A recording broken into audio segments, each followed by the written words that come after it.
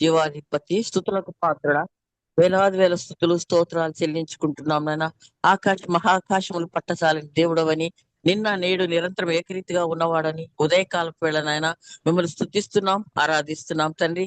ఇంతవరకు నాయన మీరు మాతో కూడా ఉండి నడిపించిన విధానాన్ని బట్టి కూడా వేలాది వేల స్థుతులు స్తోత్రాలు చెల్లించుకుంటున్నాను దేవా. 3 గంటల నుండి నాయన నిబిడలు లేచి ప్రార్థిస్తున్నారయ్యా మా అందరి నిమిత్తము. అందును బట్టి మీకు వేలాది వేల స్థుతులు స్తోత్రాలు చెల్లించుకుంటున్నాను తండ్రి. ఆ కుటుంబాలను నిండారుగా దీవించండి ప్రభా. నీ బిడ్డలు నాయన ఏ లోటు లేకుండా, ఏ కొదువ లేకుండా సమృద్ధిని దయచేయమని మీ సన్నిధిలో ప్రార్థిస్తున్నాను. వారి కుటుంబాలను మరి మరి దీవించమని వేడుకుంటున్నాను ప్రభా. యేసయ్యా నీకే స్తోత్రాలు. పాటల ద్వారా స్తుతించిన బిడ్డలను బట్టి వందనాలు చెల్లించుకుంటున్నానయ్యా. అయ్యా తండ్రి, బైబిల్ వాక్యాన్ని పఠించిన బిడ్డలను బట్టి స్తోత్రాలు చెల్లించుకుంటున్నాను దేవా. తండ్రి, మమ్మల్ని అందరినీ నీ కృపలో ఇంతవరకు కాచి కాపాడుతూ వచ్చిన విధానాన్ని బట్టి కూడా మీకు వేలాది వేల స్థుతులు స్తోత్రాలు చెల్లించుకుంటున్నాం తండ్రి. మరి ముఖ్యంగా నాయన నిబిడ నిలవబెట్టి మీరు ప్రభా, మీరు మాతో మాట్లాడుతున్న విధానాన్ని బట్టి కూడా మీకు వందనాలు స్తోత్రాలు చెల్లించుకుంటున్నాను తండ్రి. నీ బిడ్డను శిలువ చాటున మరుగుపరచండి నాయన. జామిర్ రామ్ కుమార్ గారిని బట్టి బట్టి వందనాలు స్తోత్రాలు. అదేవిధంగా సునీత గారిని బట్టి వందనాలు, గ్రేస్ని బట్టి వందనాలు తండ్రి. బిడ్డ కూడా చక్కగా చదువుకుంటూ మీరు కృప చూపిస్తూ వస్తున్న విధానాన్ని బట్టి స్తోత్రాలు. వారి పరిచర్య అంతట్లోనైనా తండ్రి ప్రభా, మీరు తోడుగా నీడగా ఉంటూ వారిని నాయన తండ్రి ప్రభా కాపాడుతూ వస్తున్న విధానాన్ని బట్టి స్తోత్రాలు చెల్లించుకుంటున్నాం నాయన. మేము ఎంతో క్లిష్టమైన పరిస్థితులు గుండా వెళ్తున్నాం తండ్రి. ప్రతి పరిస్థితిలోనూ మీరు మాకే తండ్రి తోడుగా నీడగా, మా కోటగా, మా వేడముగా ఉన్నందులకై స్తోత్రాలు చెల్లించుకుంటున్నాం నానా. దైవజనులకు ఎవ్వరికి కూడా ఎలాంటి ఆపదలు, ఇరుకులు, ఇబ్బందులు కలగకుండా అయ్యా మీరు రెక్కల చాటున భద్రపరుస్తూ, కాపాడుతూ, సంరక్షిస్తూ, పోషిస్తూ వస్తున్న విధానాన్ని బట్టి వేలాది వేల స్థుతులు స్తోత్రాలు నాయన. ఎంతో మంది దైవజనులు జాయిన్ అవుతున్నారు ప్రభా, వాక్యం చెప్తున్నారు. అందును బట్టి కూడా మీకు వేలాది వేల స్థుతులు స్తోత్రాలు చెల్లించుకుంటున్నాం నాయన. మాకు కావాల్సిన ఆత్మీయ ఆహారం నీ బిడ్డ అందిస్తుండగా నాయన నీ బిడ్డతో కూడా ఉండమని నానా మేము కూడా శ్రద్ధగా వింటూ ప్రభా, వాక్యానుసారంగా నడుచుకుంటూ మీకు సాక్షులుగా ఈ లోకంలో జీవించడానికి సహాయం దయచేయమని మా ప్రభును ప్రియరక్షకుడైన యేసుక్రీస్తు వారి శ్రేష్టమైన నామంలో ప్రార్థించి బ్రతిమాలి వేడుకొనుచున్నాము తండ్రి. Amen, amen, amen. Amen, amen. Hallelujah. Praise the Lord. Thank you so much అమ్మ గారు. అందరికీ వందాలండి. John secretary please. Good morning అండి అందరికి. ఈరోజు మన మధ్యలో వాక్యం అందించడానికి పాస్టర్ చామి రవికుమార్ గారు దేవుని యొక్క ఆత్మ చేత ప్రేరేపింపబడి సిద్ధంగా ఉన్నారు. వారిని పరిచయం చేయటం గౌరవంగా భావిస్తున్నాను. రెవరెండ్ జామి రవికుమార్ గారు వేదాంతవేత్త మరియు విద్యావేత్త.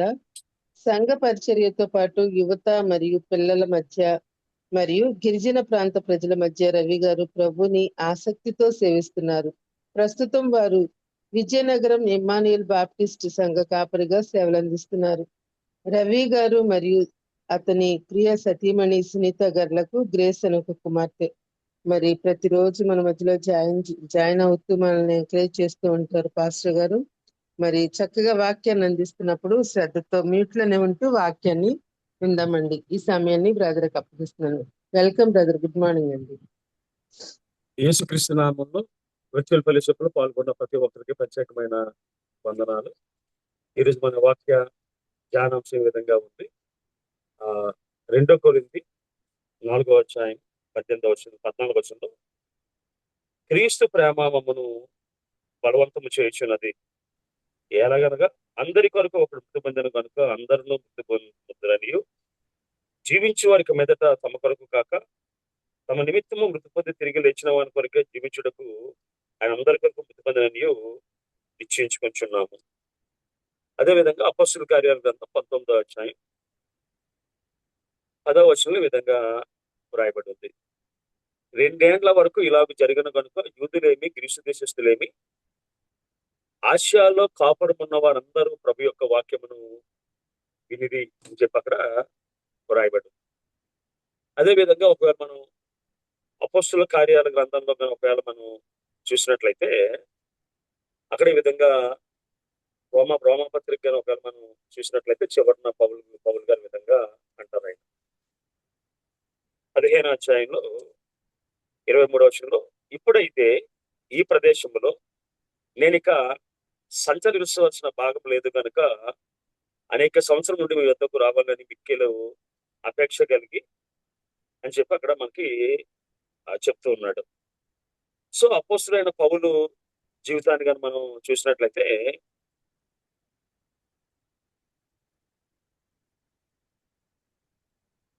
ఆయన తన వ్యక్తిగత జీవితంలో దేవుని ప్రేమ బలవంతం చేస్తుంటే ఆయనట దేవుని సువార్తను చెప్పడం ప్రారంభించాడు. ఆయన జీవితంలో అనేకమైన ఆటంకాలు అనేవి రావడం జరిగినప్పటికీ ఆయన ఏదైతే పనిని ప్రారంభించిన పనిని ఆయన సంపూర్తిగా నెరవేర్చినట్టుగా వాక్యం మనం సెలవిస్తున్నాను. అంటాడు ఇకన నేను సంచరించవలసిన భాగము ఈ ప్రదేశంలో లేదా అంటున్నాడు. అదే విధంగా ఆసియా దేశంలో ఎన్ని దేశాలు అయితే ఉన్నాయో అన్ని దేశాల్లో కూడా సువార్త ఆయన ప్రకటించాడట. ఒకవేళ మనం చూసినట్లయితే పౌలు గారి యొక్క సమయంలో ఒక 80 లక్షల దాకా ఆసియా ఖండంలో జనాభా ఉందట. ఒక రోమ్లోనే సుమారుగా 10 లక్షల దాకా జనాభా ఉందట. ఆ ప్రాంతాలన్నిటికీ కూడా ఆయన సువార్త చెప్పుకుంటూ ఆయన వచ్చిన విధానాన్ని మన జీవితంలో మనం గమనించగలం. అంటే ఒక వ్యక్తి మారితే, ఒక వ్యక్తి దేవుని చేత ఎన్కౌంటర్ చేయబడితే, ఆ వ్యక్తి నిజంగా సేవ చేస్తే ఆ సేవ ఎలా ఉంటుంది అనడానికి పౌలు గారి జీవితం మనకి గొప్ప ఉదాహరణగా మనకి ఉంటది. అనేక సంఘాలు సుమారుగా 14 నుంచి 20 సంఘాలు ఆయన కట్టుకుంటూ వచ్చాడట. ఆయన ఎక్కడ చూసినా సువార్తనైనా ప్రకటించుకుంటూ వచ్చాడు. రాజులకు వాక్యాన్ని చెప్పుకుంటూ వచ్చాడు. అధికారులకి వాక్యాన్ని చెప్పుకుంటూ వచ్చాడు. అంతేకాకుండా ఎవరైతే అంధకారంలో ఉన్నారో, ఎవరైతే అనేకమైన సమస్యల గుండా ఉన్నారో వారందరికీ దేవుని వాక్యాన్ని చెప్పుకుంటూ వచ్చారు. ఆయన నమ్మింది ఏంటంటే నేనేమై ఉన్నానో అది దేవుని కృప వలన పొంది ఉన్నాను అన్నమాట ఆయన చెప్పుకుంటూ వస్తాడు ఆయన. అందుకని ఏమంటామంటే ది అపోస్టిల్ ఆఫ్ గ్రేస్. ఎందుకంటే పౌలు గారు దేవుని కృపను వివరించినంతగా ప్రపంచంలో ఎవరు కూడా ఆయన కృపను వివరించలేరు. పౌలు దేవుని కృప ద్వారా లక్ష్యం లభిస్తుంది అని అత్యంత స్పష్టంగా మనకి బోధించాడు. అందువలన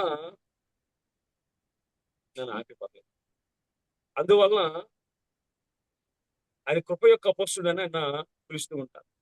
అంతేకాకుండా ది అపోస్టిల్ ఆఫ్ జెంటిల్స్ అంటారు ఆయన.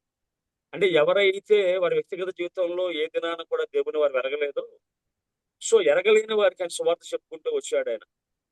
అంటే ఎవరికైతే ఏనాడు వారి వ్యక్తిగత జీవితంలో దేవుని గురించిన ఆలోచన గాని, యేసుక్రీస్తుని గురించిన తలంపు గాని వారి జీవితంలో లేదో అటువంటి వారికి ఆయన వాక్యం చెప్పుకుంటూ వచ్చినట్టుగా వాక్యం సెలవిస్తుంది. అని అంటాడు రోమా 11:13 అన్యజనులకు మీతో నేను మాట్లాడుచున్నాను, నేను అన్ని జనులకు అపోస్తున్నై ఉన్నాను కనుక ఏ విధము చేత నేను నా రక్త సంబంధం రాష్ట్రం పుట్టింపి వారిలో రక్షింపబడిన పరిచయను కనపరుచున్నాను అంటున్నాయి. సో దేవుడు అన్ని జనులకు ఆయన్ని అపోస్తులుగా నియమించినట్టుగా వాక్యం సెలవిస్తుంది.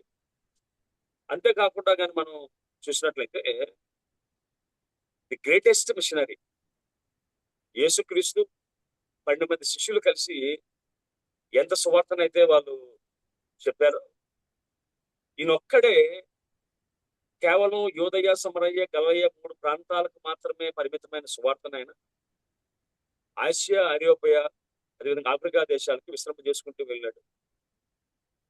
ఆయన ప్రారంభ జీవితాన్ని ఒకవేళ మనం కానీ జాగ్రత్తగా పరిశీలన చేసినట్లయితే ఆయన ఆశ ఏంటంటే అసలు ప్రపంచంలో ఎక్కడ కూడా యేసుక్రీస్తు నామం అనేది కనబడకూడదు, దాన్ని సంపూర్ణంగా నాశనం చేయాలని అనేక ప్రయత్నాలు ఆయన చేసుకుంటూ వచ్చాడు. ఒకవేళ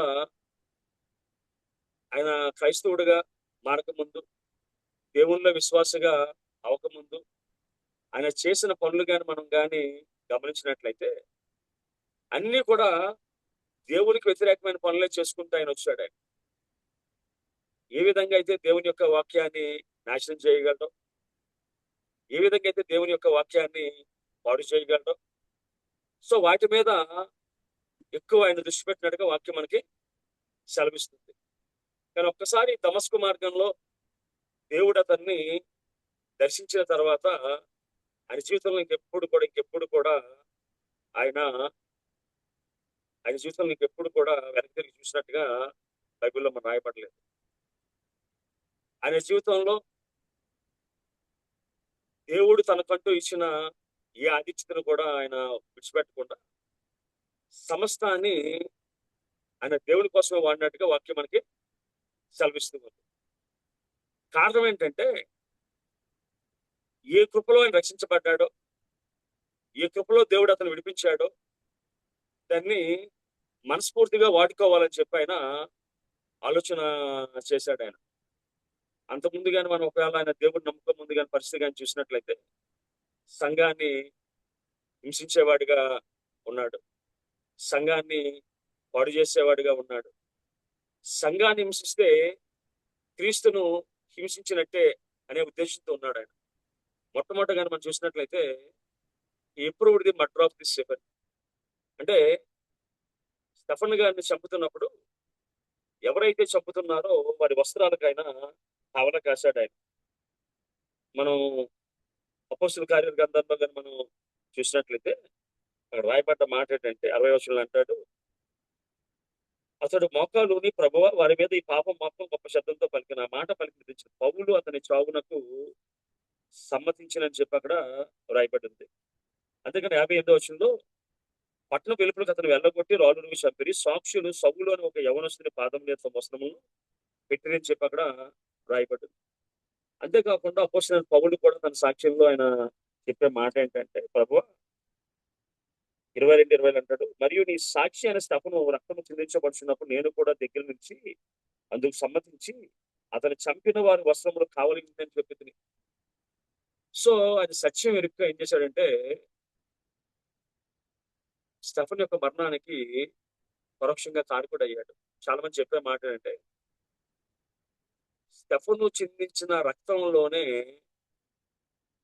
పౌలనే విశ్వాస విత్తనం మొలకెత్తిందట. అందుకే చాలా బలంగా, చాలా శక్తివంతంగా కొన్నిసార్లు క్రికెట్ లో మనం చూసినట్లయితే ఒక వ్యక్తి ఇతని వల్ల ఒక బ్యాట్స్మెన్ వల్ల ఇంకో నాన్ స్ట్రైకరో లేదా రన్నరో అవుట్ అయిపోతే ఇద్దరు ఆట కలిసి ఆయన ఆడటానికి ఇష్టపడతారు. అనవసరం వల్ల ఆయన అయిపోయాడు, సో టీం ఓడిపోకూడదని ఆడతాడు. నేను అనుకుంటాను పౌలు స్టెఫను చంపిన కారణము లేదు, అనేక మంది క్రైస్తవ బిడ్డలను క్రూరంగా హింసించిన కారణము, వారిని చెరసాల్లో వేసిన కారణము, వారి విశ్వాసాన్ని పాడు చేసిన కారణము, వారందరి బాధ్యత భుజాన వేసుకొని పరిగెట్టడం ప్రారంభించాడు. నేను బహుగా ప్రయాసపడ్డాను, నా పరుగు కడముట్టించాను. అంటే దేవుని సేవ చేయడంలో నడిచి వెళ్ళలే, నలుమూలలో పరిగెత్తాడు. అపోస్తలుడైన పౌలు తిమోతికి ఒక మాట చెప్తూ అంటాడు, ఆయన ఏం చెప్తాడంటే సమయమందును అసమయమందును ప్రయాసపడమంటాడు. అయ్యా అసమయాలు చూసుకోవద్దు, నువ్వేం చేస్తావంటే సమయమందును అసమయమందు నువ్వు ప్రయాసపడు అంటాడు. అంతేకాకుండా ఈయన కూడా ఏం చేస్తాడంటే సమయాన్ని ఎప్పుడు కూడా లెక్కలోకి తీసుకోడు. సమయము అసమయం అంటే దాని అర్థం ఏంటంటే 2 తిమోతి 4:2 అంటాడు, వాక్యము ప్రకటించము సమయమందును అసమయమందును ప్రయాసపడము. సమయం అంటే క్రిస్మస్ సీజన్ లో మన వాక్యం చెప్తే ఎవరు కాదంట. అదేవిధంగా ఈస్టర్ సందర్భంలో వాక్యం చెప్పడం కాదంట. అసమయాలు ఏంటంటే ఒకవేళ హిందూ సంబంధమైన పండుగలు కానీ లేదు వ్యతిరేకుల మధ్య మనం వాక్యం చెప్పడం కానీ, ఏ పొరపాటు చేస్తే పట్టుకుందామని, ఏ మనిషి రాలిసి పడదామా అని చూసిన సందర్భాల్లో సేవించాడు. రెండో విషయం ఏంటంటే మార్నింగ్ 9 to 12 o'clock లేదా ఈవినింగ్ 6 to 10 o'clock వాక్యం చెప్పడం వేరు, అర్ధరాత్రి వాక్యం చెప్పాల్సిన అవసరం రావడం వేరు. పౌలు గారి జీవితంలో కానీ మనం జాగ్రత్తగా పరిశీలన చేసినట్లయితే అపోస్తలుల కార్యం 27వ అధ్యాయంలో తుఫాను ముందు ఆయన తన సువార్తలు పంచుకుంటాడు. తుఫాను ముందు ఆయన సేవ చేస్తాడు. సేవ చేసి ఆయన ఏమంటాడంటే 26వ అధ్యాయం 32లో చూసినట్లయితే ఈ మనుషుడు మరణముకైనా బంధకాన్ని తగినది ఏమీ చేయలేదని తమలో మాట్లాడుకునేది. అందుకు అగ్రిప్ప ఈ మనుషుడు కైసరు ఎదుట చెప్పుకుందని అన్నాడు, అతన్ని విడుదల చేయవచ్చునని ఫేస్తో చెప్పాను. సో ఏమడిగాడు ఆయన, అప్పుడు తన సాక్ష్యం అంతా 26వ అధ్యాయంలో వారు బోధించాడు. బోధించిన తర్వాత ఆయన్ని ఓడలో తీసుకుని వెళ్ళారు. అప్పుడు జరిగిన విషయం ఏంటంటే 14 రోజులు సూర్యుడు గాని నక్షత్రాలు గాని కనబడలేదు.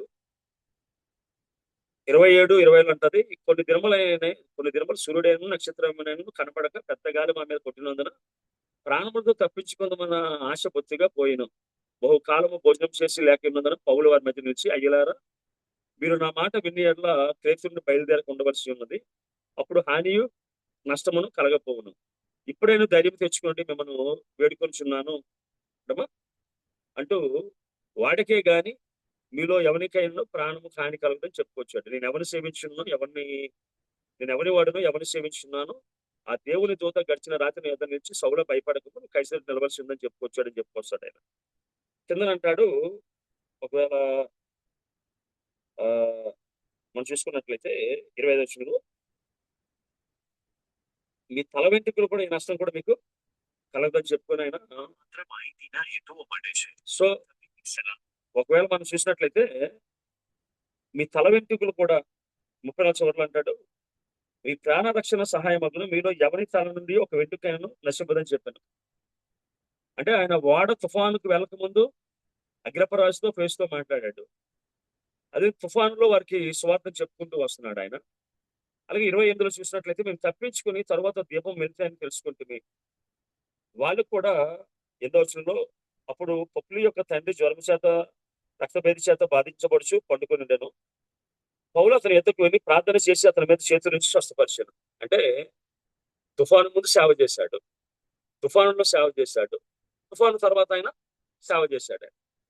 అంతేకాకుండా ఒకవేళ ఇంకా కొన్ని వాక్య భాగ్యాలు కానీ మనం చూసినట్లయితే, అక్కడ రాయబడ్డ మాటలు కానీ మనం చూసినట్లయితే 16వ అధ్యాయంలో చూసినట్లయితే అక్కడ రాయబడ్డ మాట ఏంటంటే 17వ వచనం, ఆమె పౌలు మమ్మల్ని వెంబడించి ఆ మనుషులు సర్వోన్నతుడైన దేవుని దాసులు, వీరు మీకు రక్షణ మార్గం ప్రచురించేవారై ఉన్నారని కేకలు వేసి చెప్పాను. ఆమె ఇలాగ అనేక దేవులు చేయుచుండ కనుక పౌలు వ్యాఖ్యలు పడి దాని వైపు తిరిగి, నువ్వు ఈమెను వదిలిపోమని యేసుక్రీస్తునామమున ఆజ్ఞాపించున్నానని దయ్యంతో చెప్పాను. వెంటనే ఆమె వదిలిపోయింది. ఆయన వ్యాఖ్యలు పడ్డాడు, ఏంటి యవనస్తురాలు బిడ్డ ఇటువంటి పనులు చేస్తూ ఉంది. ఆయనకు తెలుసు ఆ భూతమును దెయ్యం వల్ల చాలా లాభం వస్తూ ఉంది. సాతానుకున్న శక్తి ఏంటంటే గతం అంతా చెప్పగలదు. భవిష్యత్తు కోసం అబద్ధాలు అడిగి భవిష్యత్తులో ఏం జరుగుతుందో తెలియదు, కానీ గతం కోసం చెప్పగలదు. సో గతం కోసం చెప్పి భవిష్యత్తు కోసం అబద్ధాలు చెప్తుంటే వారు తండాలకు వచ్చి డబ్బులు విచ్చలవిడిగా వేస్తున్నారు. ఒక యవన బిడ్డ, దేవుని రాజ్యంలో దేవుని సిద్ధించవలసింది, గణపరవలసింది, దేవుని వాక్యాన్ని వినవలసింది, దేవుని రాయబారిగా ఉండవలసింది. ఈ విధంగా తప్పుడు విధానంలో వెళ్తూ ఉంటే ఆయన వ్యాఖ్యలు పడ్డాడు. ఆయనకు తెలుసు ఆ బిడ్డను కానీ వదిలించినట్లయితే ఏం జరుగుతుందో మన తర్వాత జరుగుతుందో. అక్కడ రాయబడ్డ మాట ఏంటంటే 22వ వచనంలో, అప్పుడు ఆ జనసొమ్ము వారి మీద దొమ్మిగా వచ్చాను, న్యాయాధిపతులు వారి వస్త్రములు లాగివేసి వారిని బెత్తములతో కొట్టమని ఆజ్ఞాపించింది. వారు చాలా దెబ్బలు కొట్టి వారిని చెరసాలలో భద్రంగా కనిపెట్టవాలని సరసనాయకుడికి ఆజ్ఞాపించింది. 25వ వచనం, అయితే మధ్యరాత్రి వేళ పౌలును శీలను దేవుని ప్రార్థించు కీర్తనలు పాడుచుండని కైతీలు పిలిచిండని. ఆ తర్వాత కానీ మనం చూసినట్లయితే 29వ వచనంలో, అతడు దీపం తెమ్మని చెప్పి లోపలికి వచ్చి వణుకుచు పౌలుకు శీలకు సాగిలపడి వారు వెలుపడి తీసుకుని వచ్చి, అయ్యలారా, రక్షణ పొందిన ఏమి చేయవాలని అన్నాను. అందుకు వారు ప్రభువైన యేసుక్రీస్తు నామమునందు విశ్వాసం ఉంచు, అప్పుడు నీవు ఇంటి వారు రక్షణ పొందని చెప్పాను. అతని ఇంటి వారందరికీ దేవుని వాక్యం బోధించింది. రాత్రి ఆ గడియలోనే అతడు వారిని తీసుకుని వచ్చి వారి గాయములు కడిగారు. వెంటనే అతను ఇంటి వారందరూ బాప్తిసం పొందిరి. మరి అతడు వారి ఇంటిలోని తోడుకొని వచ్చి భోజనం పెట్టి దేవుని విశ్వాసం ఉంచిన వాడే ఇంటి వారితో కూడా ఆదరించింది. ఒకటి, చాలా దెబ్బలు కొట్టారు, ఎవరు కొట్టారో తెలియదు. బొండాలు బిగించి తోసివేశారు, గాయాలు కడగబడలేదు, ఆహారం పెట్టబడలేదు. అటువంటి సందర్భంలో రాత్రి వేళ ఇంటి వారికి స్వార్థ చెప్పారు, రాత్రి వేళ ఇంటి వారిని రక్షణలో తీసుకొచ్చారు. అవన్నీ అయిన తర్వాత అప్పుడు భోజనం చేశారట. అర్ధరాత్రి వేళ పాటలు పాడటం ఆ సమయం అది. అక్కడ ఎవరి మధ్య పాడారు? ఖైదీల మధ్య పాడారు. కరుడు గట్టిన ద్వేషం, మోసం, హత్యలు ఉన్నవారి మధ్య పాడారు. ఇంకెవరున్నారు? సైనికులు ఉన్నారు.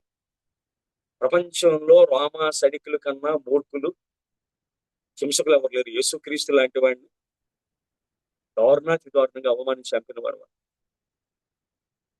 అటువంటి వారి మధ్య అటువంటి వారి మధ్య అర్ధరాత్రి వేళ సేవ చేశారు. ఇదే సమయమందును అసమయమందును ఆ కుటుంబాన్ని రక్షణలో తీసుకొచ్చారు. ఆహారం కోసం ఆలోచించలేదు, గాయాల కోసం ఆలోచించలేదు, అవమానం కోసం ఆలోచించలేదు. ఇక నెవర్ థాట్ అబౌట్ ఎనీథింగ్. పౌలు గారి జీవితాన్ని పరిశీలన చేసినట్లయితే యేసుక్రీస్తు దినాన్ని అంటాడు, యేసయ్య ఏటి నీ ఆహారం అంటే నా పంపిన వాని చిత్తము నెరవేర్చుటే నాకు ఆహారమైంది అంటాడు.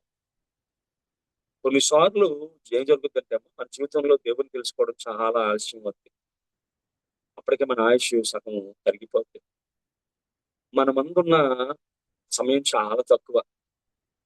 అందుకని కొంతమంది ఆ వయసులో దేవుడిచ్చిన అవకాశాన్ని సద్వినియోగపరుచుకొని అనేక స్థలాల్లో, ప్రతికూల స్థలాల్లో వాక్యం చెప్పడానికి అవకాశం కలిగిన, పాట పాడడానికి అవకాశం కలిగిన, సాక్ష్యం అవకాశం కలిగిన విడిచిపెట్టడానికి ఇష్టపడరు వాళ్ళు. ఎందుకంటే ఆల్రెడీ చాలా సమయం మేము గడిపిస్తామని. మా అపోస్తులైన పౌలు గారి జీవితంలో ఆ ఆతృత మనకు కనబడుతుంది. ఒకవేళ మనం చూసినట్లయితే చూద్దాం ఒకసారి. పొద్దునాన ఆయనకి ఆ ప్రాంతాన్ని విడిచిపెట్టి వెళ్ళిపోవాల్సి వస్తుంది. వచ్చినప్పుడు ఇదే ఆఖరి సమయం అనుకుని ఆతృతపడి వాక్యం చెప్తాడటమ్మా. మన ఎరుగుదు మనం ఐతుకు నేను వాక్యం చెప్తుంటే ఐతుకని బిడ్డ కిటికీలో కూర్చొని ఆయన ఆయన చనిపోతూ ఉంటే ఆయన తిరిగి మళ్ళీ ఆయన్ని లేవనెత్తి దేవుని వాక్యం చెప్పినట్టుగా వాక్యం మనకి సెలవిస్తూ ఉందమ్మా. ఆయన వ్యక్తిగత జీవితంలో ఏ క్షణమైనా దేవుని పని చేయడానికి ఏటమ్మా ఆయన ఎప్పుడు కూడా ఆయన సిద్ధంగా ఉంటూ ఉండేడమ్మా. అంతేకాకుండా మనం చూసినట్లయితే కొన్నిసార్లు దేవునికి వ్యతిరేకమైన పరిస్థితులు ఆయన చూసినప్పుడు వాటిని పట్టుకొని ఉండలేకపోవడం ఆయన. ఎందుకంటే గొప్ప ఆశ కలిగిన వాడు, గొప్ప అంటే ఆతృతపడి దేవుని వాక్యాన్ని చెప్పుకుంటూ వచ్చేవాడమ్మా. ఆయన జీవితంలో వచ్చిన ఈ అవకాశాన్ని ఆయన పాడు చేసుకోలేదు. ఆయన జీవితంలో వచ్చిన ఈ అవకాశాన్ని ఆయన విడిచిపెట్టుకోలేదు. ఎవరికి రానని చెప్పలేదు, ఎవరికి కాదని చెప్పలేదు అని అంటాడు. దేవుడు అనుగ్రహించిన ఈ యొక్క సువార్తను కడముట్టించేందుకు నా ప్రాణము నాకు ఎంత మాత్రము ప్రియమైన ఎంచుకోవడానికి ఉదాహరణ చూసినట్లయితే అపొస్తలుల 20:24 చూసినట్లయితే, అయితే దేవుని కృపా సువార్తను గురించి సాక్ష్యం ఇచ్చేందుకు నా పరుగును నేను ప్రభు అయిన యేసు వలన పొందిన పరిచయం తుదిమండపం వల్ల నా ప్రాణము నాకు ఎంత మాత్రం ప్రియమైన దానిగా నేను ఎంచుకోవడం లేదంటాడు. అంతేకాకుండా ఆయన దేవుని ప్రజలతో పంచుకోవడానికి దేవుడిచ్చిన ఏ ఆధిక్యత కూడా ఆయన దాచుకోకుండా అందరితో ఆయన దేవుని వాక్యాన్ని ఆయన పంచుకుంటూ ఉండేవాడమ్మా. అంతేకాకుండా ఒకవేళ విగ్రహారాధన ఎక్కడైనా చూసినా మనకి రాయబడి ఉంటుంది. ఆయన చూద్దాం ఒకసారి 17:16 పౌలు ఏ ధనుసులో వారి కొరకు కనిపెట్టుకుని ఉండగా ఆ పట్టణ విగ్రహంతో నిండి చూచి నందున అతని ఆత్మ పరితాపం పట్టలేకపోయాను. దినాన మనం చూసినట్లయితే మనం దేవుణ్ణి నమ్ముకున్న తర్వాత, మనం సేవలోకి వచ్చిన తర్వాతే విగ్రహారాధన సంగతి భారతదేశం చాలా ఎక్కువైపోయిందమ్మా. ఒకనాడు ఇంగ్లాండ్ దేశంలో విలియం కేరీ అన్న ఆయన 33 కోట్ల దేవతలని భారతీయులు ఆరాధిస్తున్నారని ఒక చెప్పులు కొట్టుకుని ఆయన, అయ్యా భారతదేశం వెళ్ళాలి, సువార్త చెప్పాలి, వారి యొక్క కన్నులు తెరవాలని చెప్పి తాపత్రపడి భారతదేశం వచ్చి తన పిల్లలను కోల్పోయాడు, భార్యని కోల్పోయాడు, ఆస్తిని కోల్పోయాడు, అన్ని కోల్పోయి గొప్ప సువార్త చెప్పాడు. ఇదన్నా మన చేతుల్లో బైబిల్ ఉందని కారణం ఆయన. అపోస్తలుడైన పౌలు కూడా ఆ ఏథెన్సు నగరంలో ఉన్న విగ్రహం చూసి పరితాపం పట్టలేకపోయాడు ఆయన. అని అంటాడు, అయ్యా వాళ్ళు బహు దేవతారాధన కలిగిన వారు, కొత్త విషయాలు నేర్చుకునేవారు. వాళ్ళు ఏం చేస్తారంటే తిరుగుతున్నప్పుడు ఆయనకి ఒక బలిపీఠం కనబడదు. ఏంటంటే తెలియబడిన దేవుడు అనేది ఆయనకి కనబడుతుంది. అప్పుడు ఆయన చెప్పుకొస్తూ, నాయన మీరు తెలియకే ఏ దేవుడిని మీరు ఆరాధిస్తూ ఉన్నారో ఆయనే ఈయనని చెప్పుకొస్తాడమ్మా. 23వ వచనంలో చూసినట్లయితే 10:23లో, నేను సంచరించు మీ దేవతా ప్రతిమలను చూచుండగా బలిపెట్టు నాకు కనబడను, దాని మీద తెలియబడిన దేవుని రాయబడి ఉన్నది. కాబట్టి మీరు తెలియకే దేని యందు భక్తి కలిగి ఉన్నారో దానినే మీకు ప్రచురించుచున్నానని అన్నప్పుడు ఏమైందంటే, అక్కడ ఉన్న వారి వ్యాపారం అంతా ఎవరైతే విగ్రహాలు చేస్తూ ఉన్నారో ఆ చేస్తున్న వ్యాపారం అంతా కూడా పోయిందట. వాళ్ళు ఆయన మీద తిరగబడడం ప్రారంభించారు. ఆయన మీద అనేకమైన నేరాలు మోపడం వాళ్ళు ప్రారంభించారు. ఈ విధంగా చూసినట్లయితే సమయమందును అసమయమందును మనం ఎక్కువ చేసిన సేవ ఏంటంటే, నాలాంటి వారు ఇన్వైటెడ్ గాస్పల్ అంటే ఇన్వైటెడ్ మినిస్ట్రీ, అంటే ఎవరైనా మందిరానికి ఆహ్వానిస్తే, ఎవరైనా ఒక కార్యక్రమానికి ఆహ్వానిస్తే వెళ్ళి వాకింగ్ చెప్పడం. మా యేసుక్రీస్తు గారిని, పౌలు గారి కానీ ఎవరు ఆహ్వానించలేదు. వారు నశించిన దాన్ని వెతుక్కుంటూ వెతుక్కుంటూ వెతుక్కుంటూ రక్షించుకుంటూ వెళ్ళిపోయారు వాళ్ళు.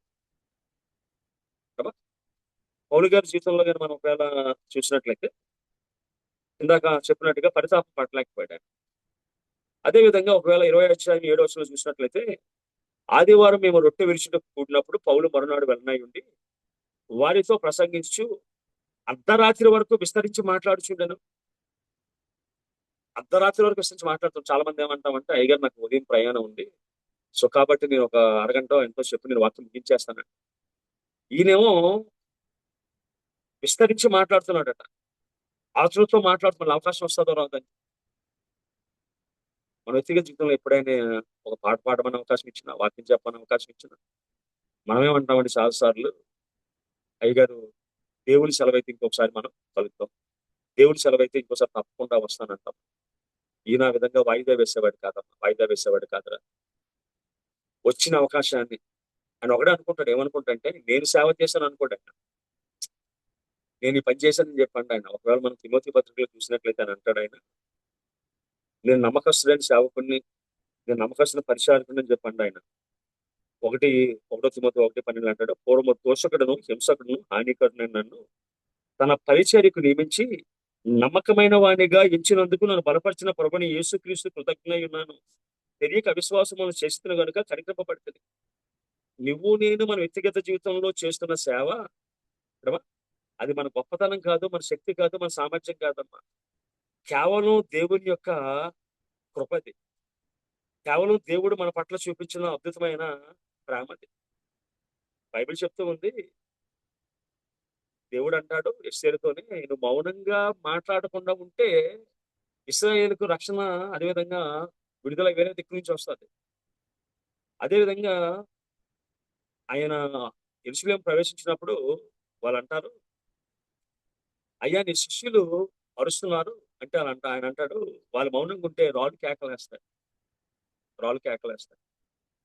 అమ్మ మనం లేకపోతే మన స్థానంలో ఎవరినైనా వాడుకునే దేవుడు తన సువార్తను చేసుకుంటాడు. మనమే ఉండవలసిన అవసరం లేదు. అది మన దాకా వచ్చిందంటే మన పట్ల దేవుడు చూపించిన కృప అనే సత్యాన్ని మన జీవితంలో ఎప్పుడు కూడా మనం మర్చిపోకూడదమ్మా. దేవుడు మనకిచ్చిన అవకాశం, దేవుడు మనకిచ్చిన బహుమతి, తన యొక్క సువార్త సేవలో ఒక చిన్న సాధనంగా దేవుడు మనం వాడుకునే విధానం. అంటే ఏ విధంగా అయితే 5 రొట్టెలు 2 చిన్న చేపలు ఇచ్చినప్పుడు ఆ కొండ మీద ఆయన ఆహారం పంచిపెట్టి వాడుకున్నాడు చంటిపెట్టను. అమ్మ 5 రొట్టెలు 2 చిన్న చేపలు 5,000 మంది పంచిపెట్టిన వాడు అసలు రొట్టెలు లేకుండా ఆహారం వారికి సమృద్ధిగా ఇవ్వలేడు ఆయన. కానీ ఇచ్చిన క్రమంలో దేవుడు ఆయన వాడుకున్నట్టుగా వాక్యం మనకి సెలవిస్తుందమ్మా. ఒకవేళ పౌలు గారి యొక్క ఎన్కౌంటర్ కానీ మనం కానీ చూసినట్లయితే, ప్రపంచంలో ఒక మతం కోసం ఒక వ్యక్తి మీద విపరీతమైన ద్వేషం పెట్టుకొని మారిన తర్వాత తనకు కలిగిన సమస్తాన్ని ఆ నమ్మిన విషయం కోసం పెట్టినవాడు అపోస్తలుడు పౌలు ఒకడేనమ్మా. ఆయన కోసం చెప్తూ అంటారు, సౌలు మార్పు క్రైస్తవ సంఘ చరిత్రలో అత్యంత ప్రాముఖ్యమైన సంఘటనలో ఒకటి. కారణం ఏంటంటే, కేవలం యోదయ సమరయ ప్రాంతాలకు మాత్రమే పరిమితమైన సువార్తను ప్రపంచం నలుమూలలా తీసుకుని వెళ్ళాడు అమ్మాయి. అంతేకాకుండా ఒక ఆయన అంటాడు, ప్రసంగం కన్నా ప్రవర్తన చాలా ఇంపార్టెంట్.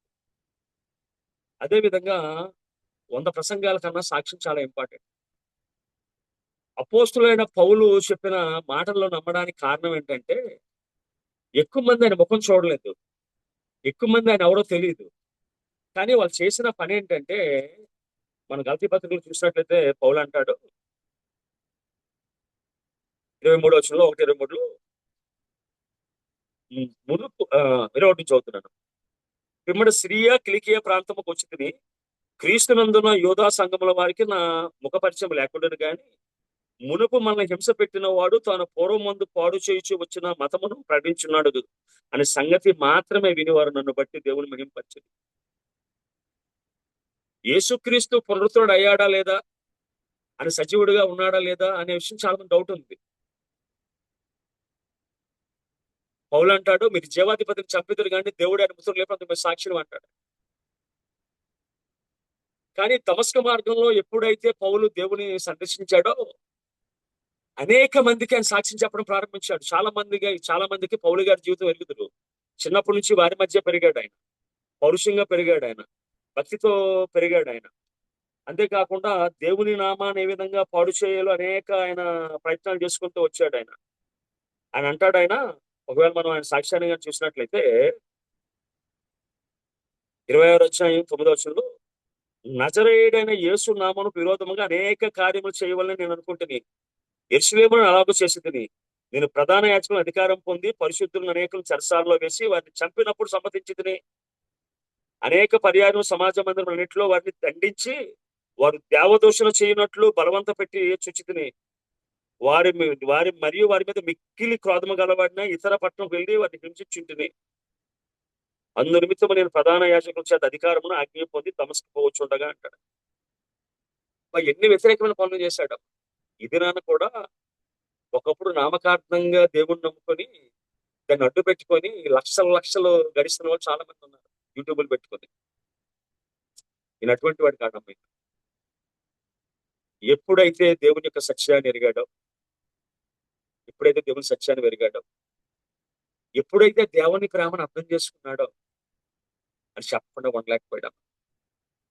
అయ్యా, ఎందుకు దెబ్బలు కాస్తావు, ఎందుకు ఉపవాసంతో ఉంటావు, ఎందుకు జాగరణతో ఉంటావు, ఎందుకు నీకు ఈ శ్రమలు, ఒకప్పుడు చంపడానికి అధికారం కలిగిన వాడివి దినాన చావడానికి సిద్ధపడ్డావు అంటే ఒకే మాట అంటున్నాడు అమ్మాయి, అయ్యా క్రీస్తు ప్రేమ నన్ను బలవంతం చేస్తుంది అయ్యా.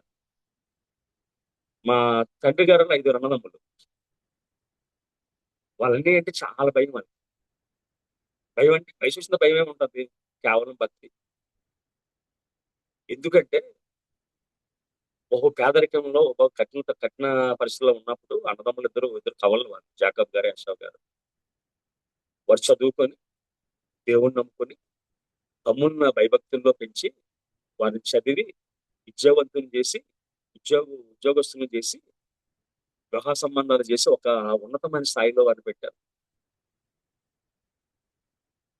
మా సొంత సంఘం కలిగిపట్నంలో ఉంటుంది. వాళ్ళిద్దరు పెద్దవాళ్ళు, వాళ్ళు టీచర్సే. మా నాన్నగారు కూడా టీచరే. ఆయన సంఘానికి సెక్రటరీ చేసి ఆయన వ్యక్తిగత భక్తి జీవితంలో, అదేవిధంగా కుటుంబ జీవితంలో, అదేవిధంగా చదువులు ఎదగడానికి వారు కారణమయ్యారు. మా పెద్దనాన్నగారు చనిపోయే వరకు, మా నాన్నగారు చనిపోయే వరకు వాళ్ళ మాటకి ఏనాడు వాళ్ళు వ్యతిరేకం చెప్పలేదు. ఎందుకంటే నిరుపేద కుటుంబంలో పుట్టి తల్లిదండ్రులకు అక్షరముకు రాకపోయినా వారు చదివి ఉద్యోగాలు చెప్పి వారి బతుకు వాళ్ళు చూసుకోకుండా మమ్మల్ని చదివించారు వాళ్ళు. ఈ దినాన సమాజంలో మేము పొందున్న గౌరవం కానీ, అదేవిధంగా ధనం కానీ వాటిని చెప్పి ఒక్కరోజు ఎవరట్లేదు. ఒకడు అనిపించింది ఏంటి భయం అని, తర్వాత అర్థమైంది అది భయం కాదు, ప్రేమ అని. అయ్యా, మా గతాన్ని జ్ఞాపకం చేసుకుంటే ఆ ప్రేమ మనం బలవంతం చేస్తుంది. ఆయన మాట కాదని లేకపోయి. నాకు పౌలు గారి జీవితంలో బాగా నచ్చిన మాట ఏంటంటే 26:19 అంటాడు, అయ్యా అగ్రిప్ప రాజా, దర్శనం అవిధేయుడు కాలేకపోయాను నేను. నాకు ఇష్టం లేదు, ఇప్పటి వరకు వ్యతిరేకంగా ప్రవర్తించాను నేను. మెస్సయ్య వస్తాడని నమ్మాను నేను. చాలా మందిని చంపాను, చాలా మందిని దేవదోషం చేయడానికి బలవంతం పెట్టాను నేను.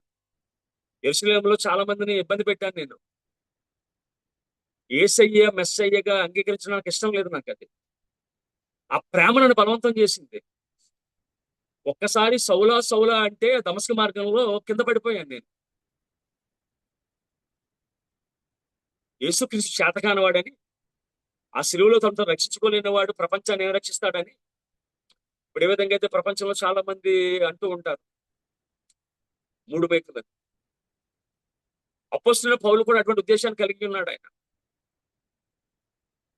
మెస్సయ్య, రాజులకు రాజు, ప్రభులు ప్రభు, ఒక్క దేవదూత 1,80,000 చంపింది అని యుద్ధవీరుడు, సైన్యములకు అధిపతికి యెహోవా, సైన్యాలకు ముందు నడిచేవాడు, సైన్యాలకు జయమిచ్చేవాడు, యుద్ధము యెహోవాదని దావీదు చెప్పిన మెస్సయ్య ఆయనే. ఈయనేంటి ప్రేమ అంటాడు, క్షమాపణ అంటాడు, ఒక ఒట్రంగవాని కుమారుడు, నజరేయుడైన యేసు, నజరేతు నుండి మంచిదేదైనా రాగలదా అని అందరూ విమర్శించేవారు ఆయన. యేసుక్రీస్తు నజరేయుడైన యేసు అనడానికి కారణం ఏంటంటే, నజరేతు నుంచి మంచిది ఏదైనా రాగలదా అని ఆ ప్రాంత పేరు పెట్టి ఆయన్ని విమర్శిస్తూ ఉండేవారు వాళ్ళు, కేవలం విమర్శించడానికే. పౌలు కూడా అటువంటి అభిప్రాయాల్లో తలంపులను జీవించుకొని వచ్చాడు. సౌలా ఎలా హింసిస్తున్నామని అట్లా ప్రేమ కనబడ్డది. ఆయన వెలుగు కలిగితేనే కింద పడిపోయాని, ఆయన ప్రేమగా మాట్లాడితేనే కనుచూపు నాకు పోయింది. నాలాంటి హింసకుడు, దోషకుడు, హానికరునైనా ప్రేమించగలిగే ప్రేమ ఆయనకుందా? ఒక ఆయన పాట పాడుతూ రాశాడు, నాలాంటి వాడికి దేవునిగా ఉండుటకు ఇష్టపడితేవే నువ్వు జేసుడైతే. విల్బల్ ఫోర్స్ అని ఒక ఆయన ఉండేవాడు. ఆయన ఏంటంటే ఆఫ్రికా, ఆసియా ఖండాల నుంచి అమ్మాయిలను తీసుకొచ్చి ఇంగ్లాండ్ దేశంలో వారిని అనుభవించి వారిని వేల వేసి బానిసలకు అమ్మేస్తూ ఉండేవాడు. ఇంగ్లాండ్ లో ఒక సంఘం అనేది ఏం చేసిందంటే సువార్త చెప్పడానికి వెళ్తూ ఉంది. అక్కడేమో ఈ యొక్క వేలం జరుగుతూ ఉంది. పెద్దలు భయపడి అడిగా చల్లపోతే చిన్న పిల్లల్ని ఆయనకి కాగితం ఇచ్చి పడేస్తే మళ్ళీ కింద పడేశాడు. ఆయన వేలంలో ఉన్నాడు. ఆయన మళ్ళీ బలవంత పెట్టి మళ్ళీ ఇచ్చింది, మళ్ళీ ఇచ్చింది. సరే జోబులో పెట్టుకుని చదవడం ప్రారంభించాడు. ఎంత ఘోర పాపనైనా యేసు రక్షించును, ఎంత ఘోర పాపనైనా యేసు క్షమించని చదవడం ప్రారంభించాడు. వెళ్ళి అడిగాడట, అమ్మ చాలా మందిని బలవంతంగా తీసుకొచ్చాను, చాలా మంది డబ్బులు ఇచ్చి తీసుకొచ్చాను, వారిని అనుభవించి అన్యాయంగా అమ్మేశాను, అందులో చాలా మంది ఆత్మహత్య చేసుకుని చనిపోయారు. నాలాంటి వాడిని కూడా దేవుడు క్షమిస్తాడా? ఎస్, నిన్ను కూడా దేవుడు క్షమిస్తాడు. ఆ తర్వాత ఆయన గొప్ప సువార్తకుడు అయిన తర్వాత ఇంగ్లాండ్ లో హౌస్ ఆఫ్ లార్డ్స్ లో వాక్యం చెప్పడానికి వెళ్ళినప్పుడు వాళ్ళు అడిగారట, minister can we do anything for your ministry అంటే అని చెప్పాడు ఆయన. అయ్యా, బానిసత్వాన్ని రద్దు చేయగలరా? అనేక మంది స్త్రీలు బానిసలుగా అమ్మబడి వారి శీలాన్ని, జీవితాన్ని కోల్పోతూ ఉన్నారయ్యా. అనేక మంది కొడుకులు నలిగిపోతూ ఉన్నారంటే ఆ తరువాత కాలంలో 1821లో ఇంగ్లాండ్ నుంచి స్వేచ్ఛ కోసం అమెరికా వెళ్ళిపోయారు చాలా మంది. ఆ వెళ్ళిపోయిన అమెరికాలో 1861లో అబ్రహాం లింకన్ ఆయన ప్రెసిడెంట్ అయిన తర్వాత బానిసత్వం రద్దు చేశాడమ్మ. ఒక వ్యక్తి మార్పు, ఏదైతే పాపం చేశాడో ఆ పాపాన్ని ఒప్పుకొని దాని రూపమాపడానికి తన జీవితాంతం పనిచేశాడమ్మా. బానిసత్వం రద్దు చేశాడు ఆయన. ఒక వ్యక్తి మనస్ఫూర్తిగా మారితే, ఒక వ్యక్తి మనస్ఫూర్తిగా దేవుని ప్రేమను అర్థం చేసుకుంటే ఎంత అద్భుతంగా ఉంటుందో. అపొస్తలుడైన పౌలు గాని చూస్తే మనకు అంత అద్భుతంగా ఉంటుందమ్మా. అంతేకాకుండా ఒకవేళ మనం చూసినట్లయితే అపొస్తలుడైన పౌలు గారి జీవితంలో చాలా అధిక్యతలు ఉన్నాయి. ఆయన గలతీ పత్రికలో ఆయన కోసం చెప్పుకుంటూ ఆయన వస్తూ ఆయన కిడ్నాపింగ్ చెప్పుకొస్తాడమ్మా. ఆయన తన ఎంత ఆధిక్యత కలిగి ఉన్నాడో. ఒకవేళ సమాజ పరంగా ఆయనకి ఎన్ని ఆధిక్యతలు ఉన్నాయో అవన్నీ కూడా చెప్పుకొస్తాడమ్మా ఆయన. వాటన్నిటిని కూడా ఆయన ఎంటతో సమానంగా చేసుకుని వాటిని విడిచిపెట్టేశాడటమ్మా. ఆయన ఎంటతో సమానంగా చేసుకున్నాడంటమ్మా. అని అంటాడు, అయ్యా నేను ఇశ్రాయేలు వంశంలో పుట్టాను, బెన్యామీన్ గోత్రంలో పుట్టాను, నేను పరిసేయుడును, 8వ దినాన్ని నేను సున్నతి పొందాను. కానీ నాకు ఏవైతే రమ్యంగా ఉన్నాయో, మన్యంగా ఉన్నాయో, ధన్యంగా ఉన్నాయో వాటన్నిటిని నేను పెంటతో సమానంగా నేను ఎంచుకొని వాటిని నేను విడిచిపెట్టేశానయ్యా అంటాడు. ఎందుకంటే చూద్దాం. ఫిలిప్పి 3:5లో అంటాడు, 8 శ్రమ పొందితిని, ఇశ్రాయేలు వంశపు వాడినై, బెన్యామీను గోత్రములో పుట్టి, హెబ్రీయుల సంతానమై, హెబ్రీయుడినై, ధర్మశాస్త్ర విషయమందు పరిచయుడినై, ఆసక్తి విషయంలో సంఘం హింసించేవాడినై, ధర్మశాస్త్రం వల్ల నీతి విషయంలో అనిందున్నై ఉంటుంది. ఆయనను ఏవేవి నాకు లాభకరమై ఉండేనో వాటిని క్రీస్తు నిమిత్తము నష్టముగా ఎంచుకుంటుని అని చెప్పుకొచ్చి చివరికి అంటాడు 11వ వచనంలో, వాటిని పెంటతో సమానముగా ఎంచుకొనిచున్నాను.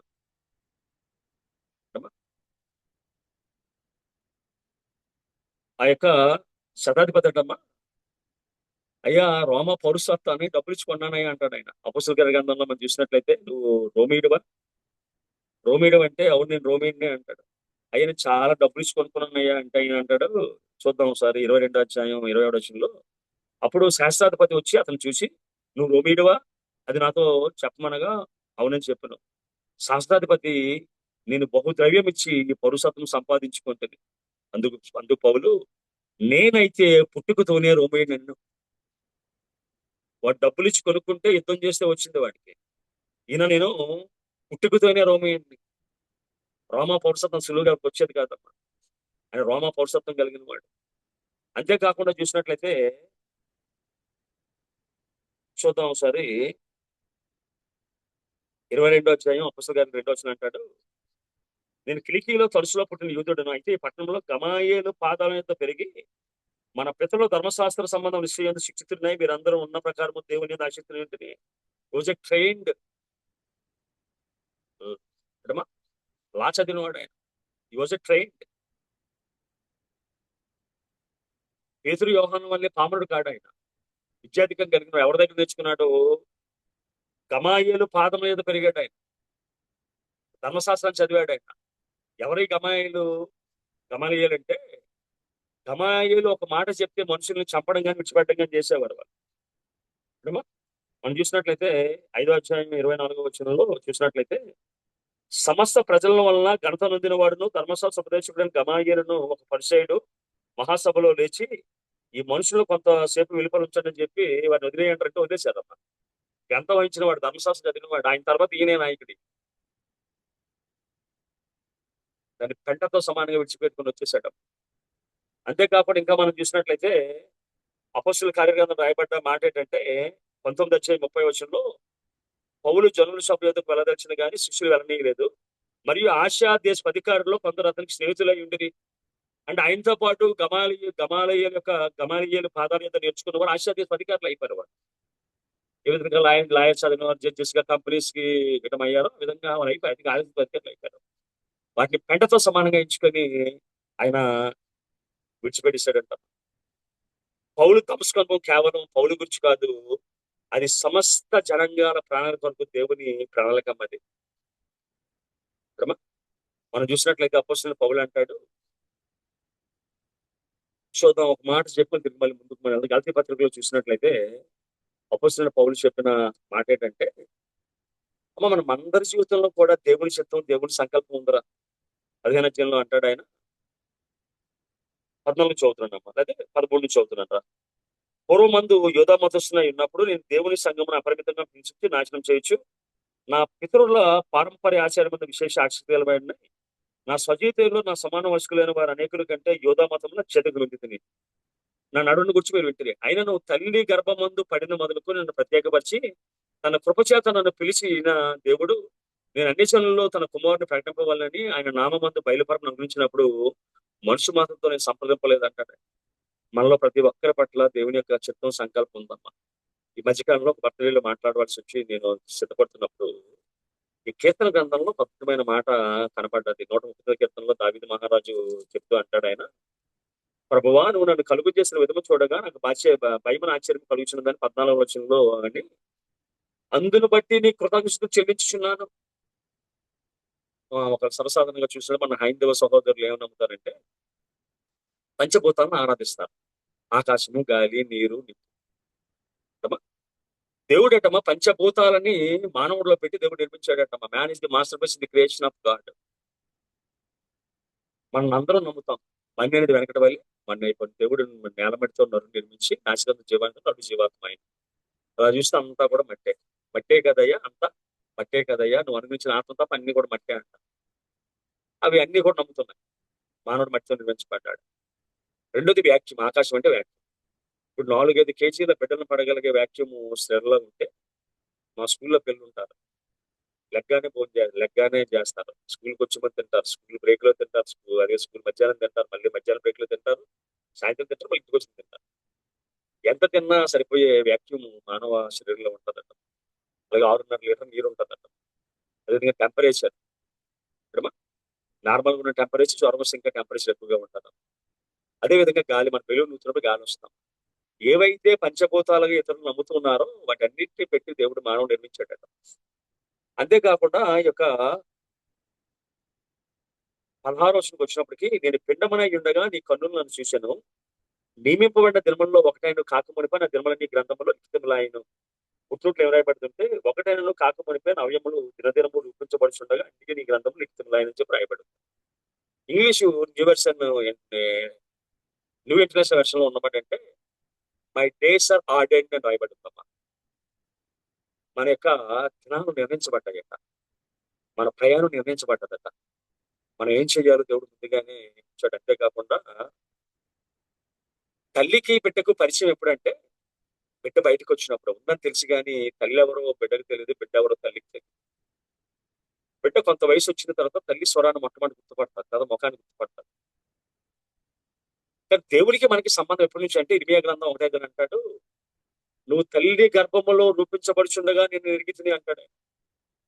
ఒక ఆర్టిస్ట్ ఒక బొమ్మను కానీ వెయ్యాలంటే ఆ బొమ్మను వేసే ముందు ఏం చేస్తాడంటే తన హృదయంలో ఈ విధంగా వేయాలి, ఈ విధంగా వేయాలి అనుకొని అప్పుడు ఆ బొమ్మను గీయడం ప్రారంభిస్తాడమ్మా. అమ్మ దేవుడు కూడా ఈ తల్లి గర్భంలో మనం రూపించబడాలనుకున్నప్పుడు ఏంటమ్మా మన కోసం ఆలోచన చేసి, మన కోసం ఏంటమ్మా ఆయన సమయం కేటాయించి చూసినట్లయితే, గర్భములో నేను నిన్ను రూపింపకొనిపై నేను ఎరిగితిని, నువ్వు గర్భం నుండి బయలుపడకొనిపై నేను ప్రతిష్ఠితిని, జనములకు ప్రవర్తగాను నియమించితిని అని చెప్పి రాయబడింది అక్కడ.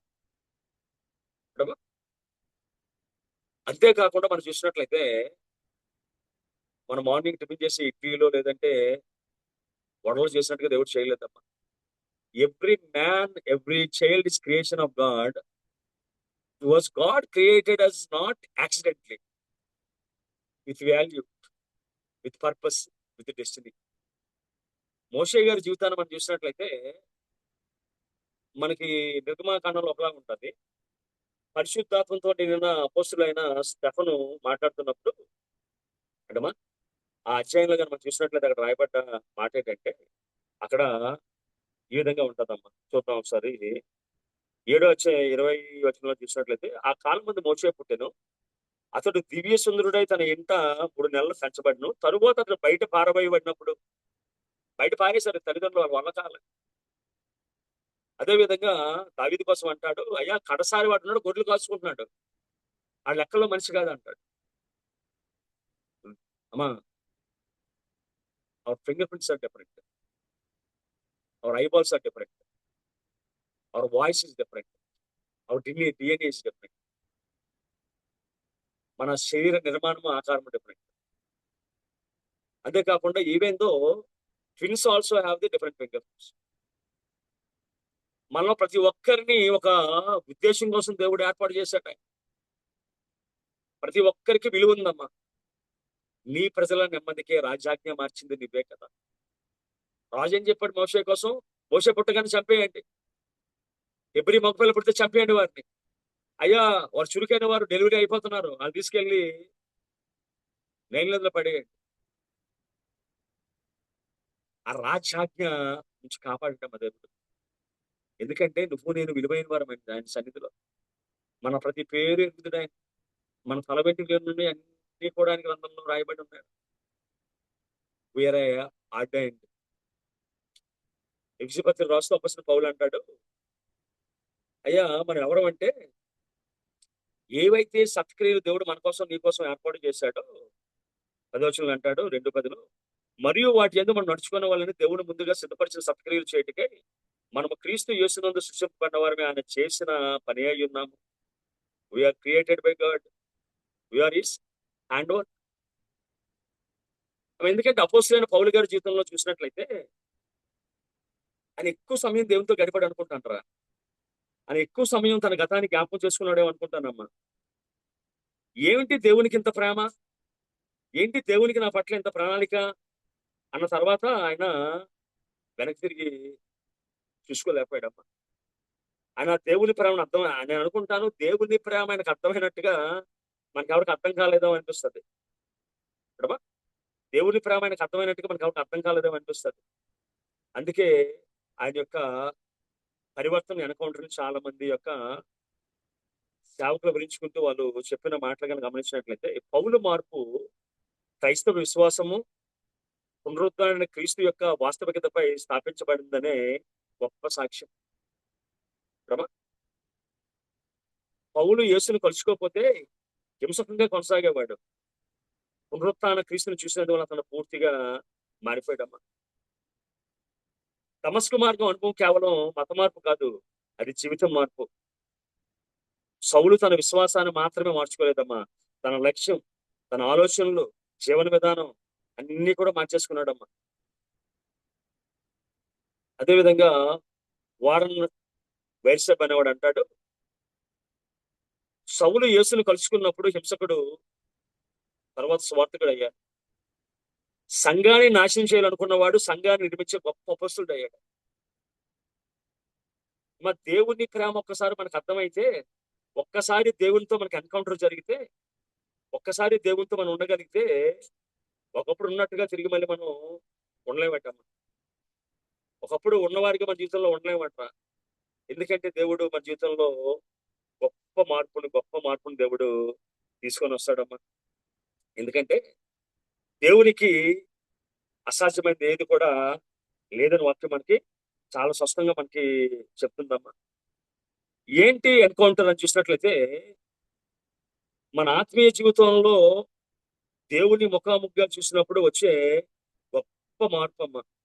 మన ఆలోచన విధానంలో, అదేవిధంగా మన జీవన గమనంలో, అదేవిధంగా వ్యక్తుల పట్ల మనకున్న అభిప్రాయాల విషయంలో ఆ వచ్చే గొప్ప మార్పులు ఏమంటామంటే మనం ఎన్కౌంటర్ అని చెప్పి మనం అంటాంరా.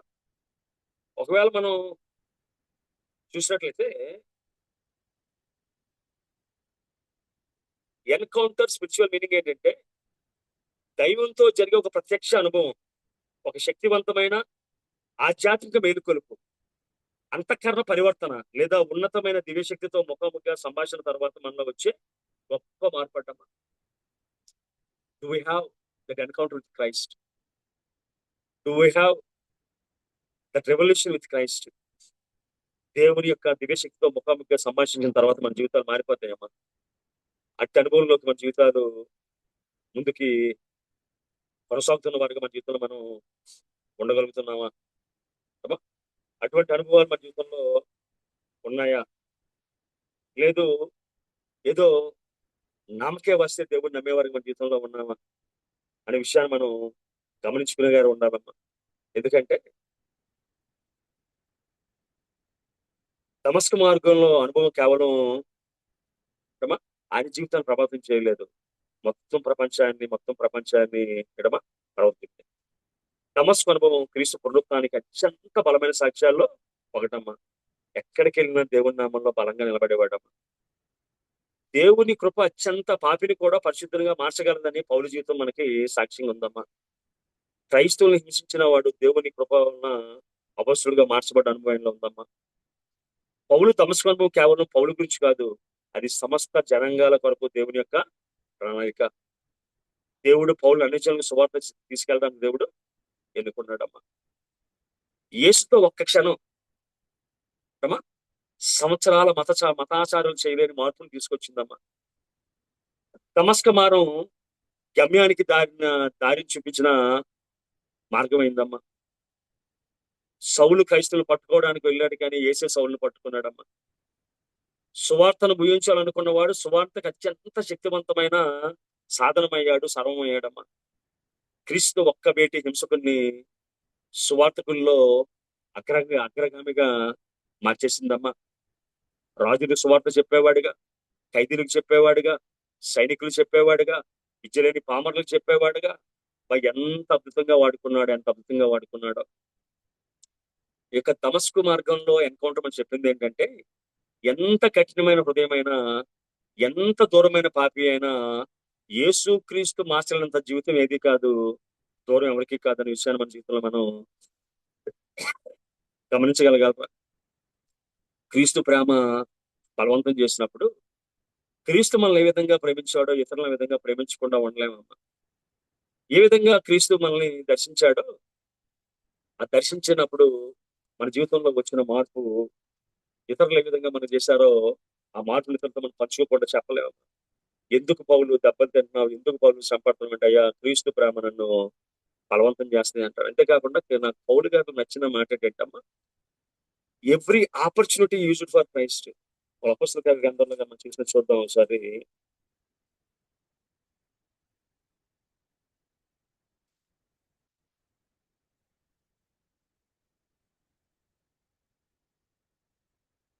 రెండో వచనం, అందులో రెండో వచనం చూస్తున్నాం.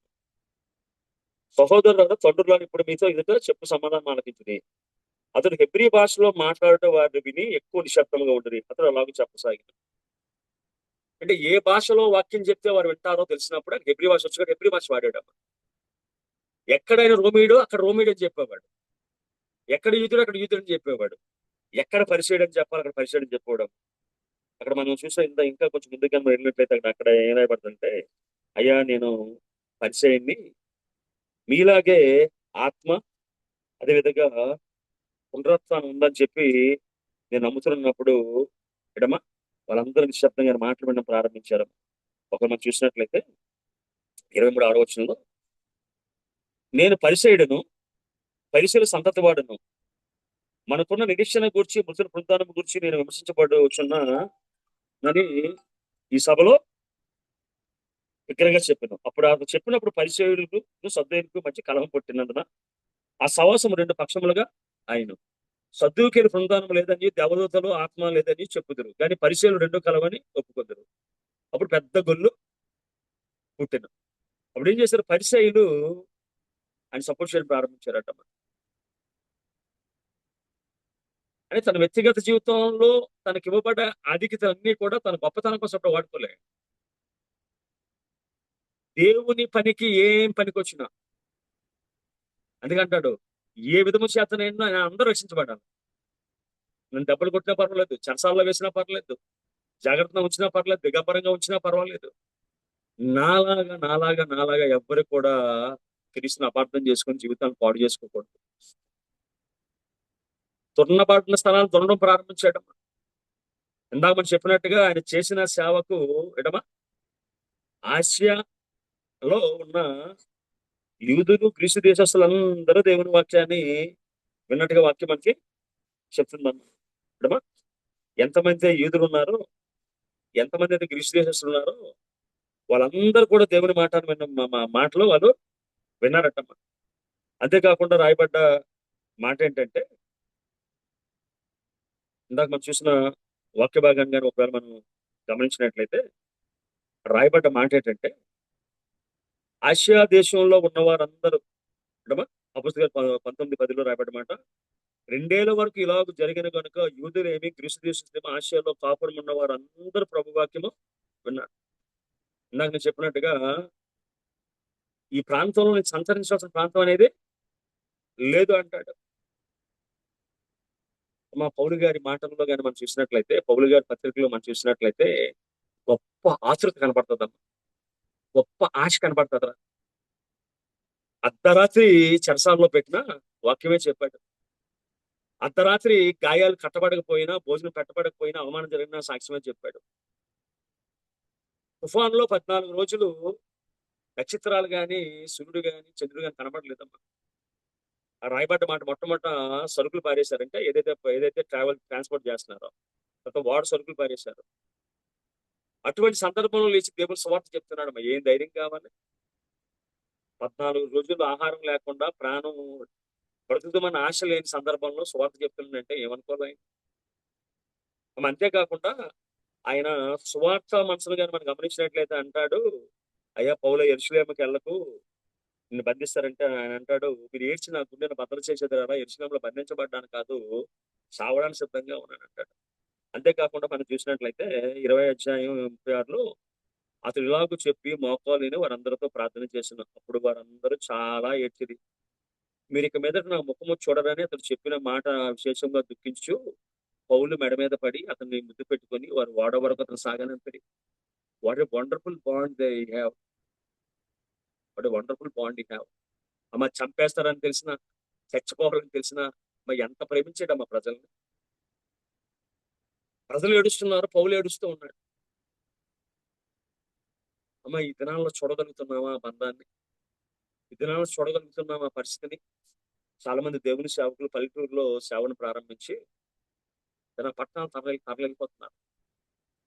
సేవను పల్లెటూరులో ప్రారంభించి విశాఖపట్నం వచ్చేస్తున్నారు. సేవను ఆంధ్రాలో ప్రారంభించి హైదరాబాద్ వెళ్ళిపోతున్నారు.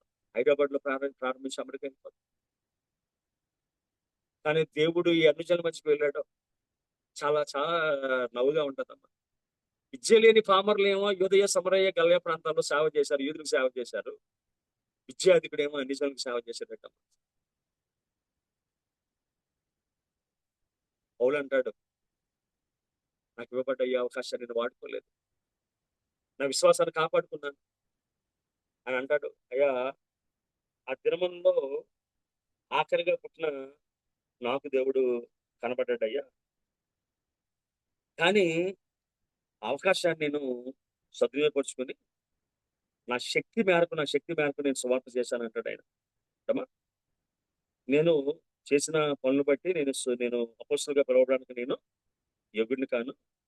కానీ దేవుడు ఏదైతే నాకు ఆధిక్యత ఇచ్చాడో ఆ ఆధిక్యతను పాడు చేసుకోకుండా నేను విశేషంగా నేను సేవ చేశానయ్యా అంటాడు ఆయన.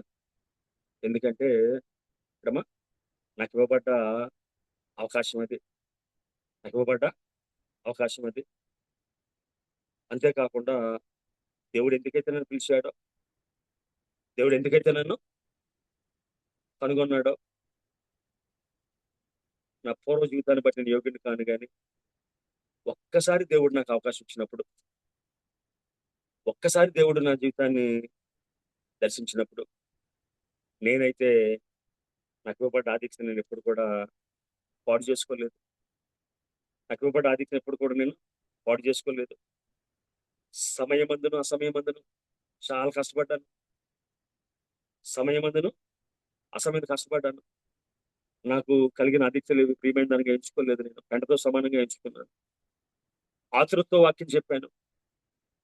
ఇప్పుడమ్మా పరితాపం తట్టలేక వాక్యం చెప్పాను. వ్యాఖ్యలు పడి వాక్యం చెప్పాను. అక్కుమాడితే మన వ్యక్తిగత జీవితాల్లో పౌలు లాంటి నిర్ణయం మన జీవితంలో ఉందా? పౌలు లాంటి భక్తి జీవితం మన జీవితంలో ఉందా? ఒక్క ఎన్కౌంటర్ పౌలు గారి జీవితాన్ని మొత్తం మార్చేస్తే అమ్మ ఎన్నిసార్లు వాక్యం చేత మనం సంధించబడుతున్నాం, ఎన్నిసార్లు వాక్యం చేత దేవుడు మనతో మాట్లాడుతూ ఉన్నాడు. మన స్వార్థ ఏది? మనం సంచరించవలసిన స్థలాలకి ఎన్ని మిగిలిపోయి? ఆసియా దేశంలో ఉన్న యూదులు, గ్రీసులు అందరూ దేవుని వాక్యం విన్నారటమ్మా. తుఫానులో వాక్యం చెప్పాడు. అంతేకాకుండా మనం చూసినట్టు ఇకేనియాలో ఆయన చచ్చిపోయి ఈడ్చుకొని వెళ్ళిపోతారు. ఈడ్చుకొని వెళ్ళిపోయి బయటపడేస్తే మళ్ళీ లేచి నిలుపుకొని మళ్ళీ పట్టణంలోకి వెళ్ళి ఆయన సువార్త చెప్తాడు. నా మాటలు ముగించిపోతూ ఉన్నాను. అపోస్తలుడైన పౌలు దమస్కు మార్గంలో కలిగిన దర్శనం జీవితంలో నా జీవితంలో ఉందా? నాగడి మీద చేపట్టి వెంటనే చూసేవారుగా ఉన్నామా? లేదు సువార్త సాగలో ప్రాణాన్ని ప్రియమైన దానిగా ఎంచుకోకుండా ఒక మాట చెప్పి ముగిస్తానమ్మా. ఆనాడు ఇజ్రాయేల్ ప్రజలు మోషే మీద అహరోను మీద సరుకున్నప్పుడమ్మా 14,700 మంది చనిపోయారు. అప్పుడు తోపాటును పట్టుకొని చచ్చిన వారికి బతికిన వారికి మధ్య నిలబడితే ఆ తెగులు ఆగిపోయిందిరా. అదేవిధంగా పౌలు కూడా నేను ఆలస్యం అయితే నేను పరిగెట్టకపోతే అనేక చచ్చిపోతాడని పరిగెత్తాడమ్మా. అదే అంటాడు ఆయన. ఏమంటాడంటే, అయ్యా నా పరుగు నేను కడబుట్టించాను, నా విశ్వాసాన్ని నేను కాపాడుకున్నాను, ఇక మీదట నీతి కిరీటము నా కొరకు దాచిపడి ఉన్నది. ఒక్క మాట చెప్పి ముగిస్తానమ్మా. అయితే అన్ని విషయంలో మితంగా ఉండము, శ్రమపడము, సువార్తను పనిచేయము, నీ పరిచర్య సంపూర్ణముగా జరిగించుము. నేను ఇప్పుడు పానార్పణంగా పోయబడుచున్నాను. నేను వెడలకు కాలము సమీపమై ఉన్నది. మంచి పోరాటం పోరాడుతుని నా పరువు కడముట్టించుకుని విశ్వాసమును కాపాడుకుని ఇక మీద జీవ కిరీటము నా కొరకు దాచబడి ఉన్నది. అమ్మా, పరిచర్య సంపూర్ణంగా జరిగించు. నేను వెడల్పు కాలము సమీపమై ఉంది. మంచి పోరాటం పోరాడాను. నా పరువు కడముట్టించాను, విశ్వాసాన్ని కాపాడుకున్నాను. ఒకవేళ మనం చనిపోయే ముందు ఈ మాటలు చెప్పగలిగే కృప దేవుడు మనందరికీ దయచేయను గాక. ఈ మాటలు చెప్పగలిగే దేవుడు దయచేయను గాక. ఆతులతో వాక్యం చెప్తాము గాక. వ్యాఖ్యలు పడి వాక్యం చెప్పుదుము గాక. పరితాపం పట్టలేక వాక్యం చెప్పుదు గాక. కన్నీటితో వాక్యం చెప్పుదుము గాక. అటు కృప దేవుడు అందరికీ దయచేయను గాక. అందరికి వందనాలు. ప్రార్థన చేసుకుంటాం. ఎన్నెన్నో ఉన్నా ఆనందమెంతో ఉన్నా నీ సేవలోనే దివ్యానుభూతి ఇంకెందు లేదు దేవా. నీ సేవలో పౌలు గారి జీవితంలో ఇంకెందు దేవుని సేవని దేవా అత్యధికమైనదిగా సంపూర్ణమైనగా ఎంచాడమ్మా. రోమా పౌరసత్వం కానీ గమాయేలు పాదనిద్ర చదువు కానీ వెళ్ళిపోద్దమ్మా. హెబ్రీయుడని కానీ ఇశ్రాయేలుని కానీ మొట్టమొదటి రాజవంశం అయిన బెన్యామీను గోత్రమని కానీ ఇప్పుడు ఆయన విరవేగలేదు కానీ ఏ హింసకుడు దోషకుడు హానికరులు నన్ను దేవుడు సావుని ఎంచాడైనా దేవుని కనపరిచాడమ్మా.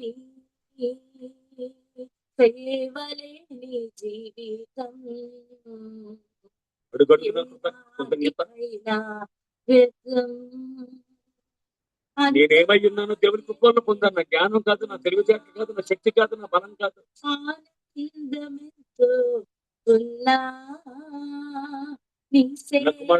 పొందిన ఆధిక్యం దేవుని కృపే. ఇంకెందు లేదు సమయం ముందు అసమయం ముందు ప్రయాసపడేవారుగా ఉన్నారు. సేవ చేసేవారు ఉన్నామా? అర్ధరాత్రి సేవ చేసేవారు చరసాలలో సువార్త చెప్పేవారుగా ఉన్నామా? రాజులకు అధికారులకు బంధకాలను సువార్త చెప్పేవారుగా ఉన్నామా? క్రీస్తు ప్రేమని బలవంతం చేయడం లేదా? మా పౌలు గారి జీవితంలో కుటుంబం లేదు, భార్య లేదు, సొంత ఇల్లు లేదు, అన్ని గాయాలే. ఆయన పొందిన చిన్న రొట్టెల కన్నా చిన్న దెబ్బలు ఎక్కువటమ్మా. ప్రతి స్థలంలో వ్యతిరేకత, ఆకలి దప్పులు, జాగరణ, దిగంబరత్వం అయినప్పటికీ దేవుని ప్రేమ బలవంతం చేసిందటమ్మా.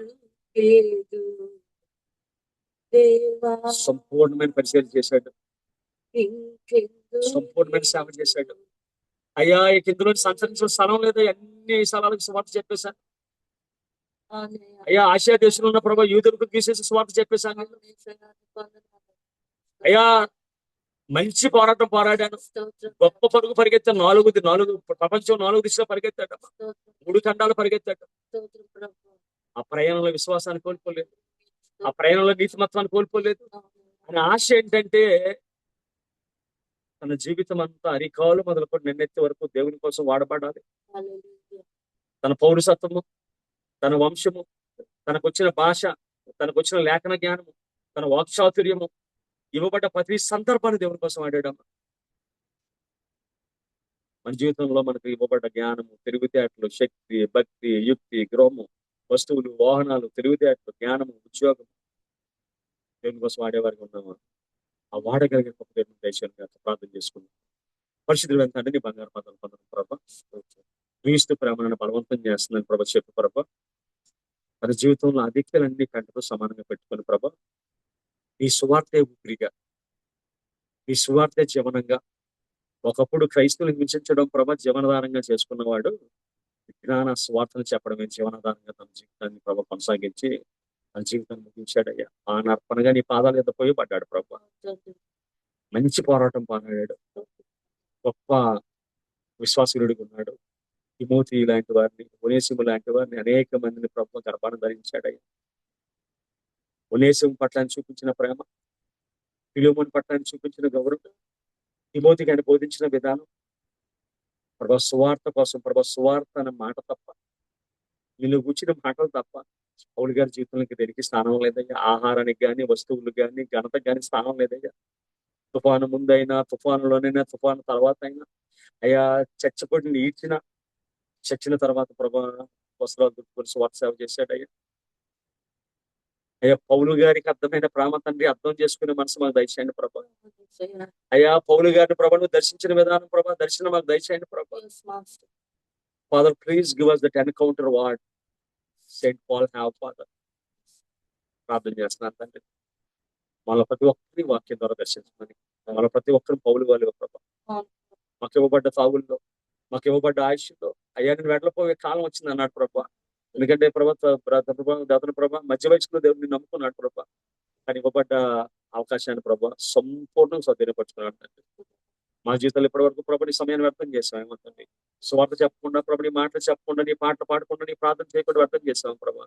ఆ మిగిలిన శాశ్వత జీవితాన్ని ప్రభా నీలో గడపగలిగే కృప మాకు, మా కుటుంబాలు దయచేయమని, ఇతబడి వాక్యాన్ని ముక్కుదంతులుగా అడుగుతున్న పని చేయమని, అదేవిధంగా వచ్చి వాళ్ళు ఫెలోషిప్ను ప్రత్యేకంగా దిగించమని ఈ చిన్న ప్రార్థన మా ప్రభుని పీకుమాడైనా యేసుక్రీస్తు నామమున వేడుకుంటున్నాం పరమ తండ్రి. అందరూ ప్రైజ్ లార్డ్ అయ్య గారు. అపోస్తులుడైన పౌలు గారి జీవితం ద్వారా చక్కని వర్తమానాన్ని అందించిన రెవరెండ్ జామి రవికుమార్ అయ్య గారికి విపిఎఫ్ ఫ్యామిలీ తరపున కృతజ్ఞతలు తెలియజేస్తున్నానండి. పౌలు దేవుని కృపను అత్యంత స్పష్టంగా వివరించాడు. అన్యజనులకు అపోస్తులుగా నియమించబడ్డాడు. ఎంత ఘోర పాపినైనా యేసు రక్తము పవిత్రులుగా చేస్తుందని పౌలు జీవితం ద్వారా మనకు అర్థమవుతుంది. సమయమందు అసమయమందు ప్రయాసపడ్డాడు, వాక్యాన్ని ప్రకటించాడు. యూదయ సమరయ ప్రాంతములకు పరిమితమైన సువార్తను ప్రపంచం నలుమూలలకు విస్తరింపచేశాడు. నిశ్చయంగా నా ప్రభువైన యేసుక్రీస్తుని గుర్చిన అతి శ్రేష్టమైన జ్ఞానం నిమిత్తమై సమస్తమును నష్టపరుచుకొని వాటిని పెంటతో సమానంగా ఎంచుకొనుచున్నాను అని చెప్పగలిగాడు. తన పరిచర్యను సంపూర్ణంగా జరిగించి ముగించాడు.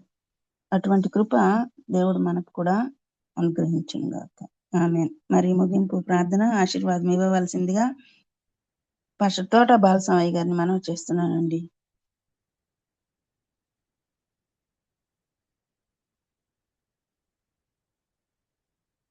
పాస్టర్ తోట బాలస్వామి గారు ముగింపు ప్రార్థన చేయండి.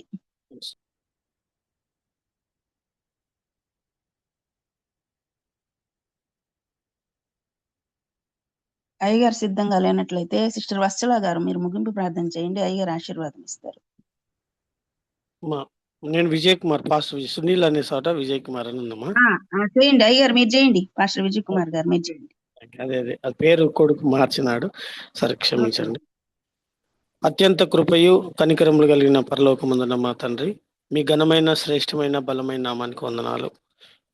మరి రెవరెండ్ జామి రవికుమార్ గారి ద్వారా అపోస్తలు పౌలు గారు తన ఆశయాన్ని మార్చుకొని ప్రాచీన స్వభావాన్ని పూర్తిగా తీసుకేసుకొని క్రీస్తు ప్రేమ మమ్మల్ని బలవంతం చేస్తుందని, మరి ఎవడైనా క్రీస్తునందుంటే నూతన సృష్టి అని ఒక నమూనాలు, మరి ప్రసంగానికన్నా ప్రవర్తన, సాక్ష్యము కలిగినటువంటి జీవితము, అలాగే ఆసక్తి, ప్రయాస, ఆయన చేసినటువంటి సేవా విధానము చూసినట్లయితేనైనా పరిధులు లేకుండా యెరూషలేము మొదలుకొని ఇల్లూరు వరకు అనేకమైనటువంటి సంఘటనలు తన జీవితంలో అలుముకున్నప్పటికీ సమయమందు అసమయమందు ఎంతో అద్భుతంగా రాణించినటువంటి మీ కృపలో రాణించి ఉన్నా లేకున్నా, తిన్నా తినకున్నా, పరిస్థితి మరి ప్రత్యామ్నాయ పరిస్థితులు ఎలా ఉన్నా సరే వాటి యందు నిలకడగా నిలబడి సమయం దొరికినప్పుడు చక్కగా మరి బోధనా విధానాన్ని చూస్తున్నాం.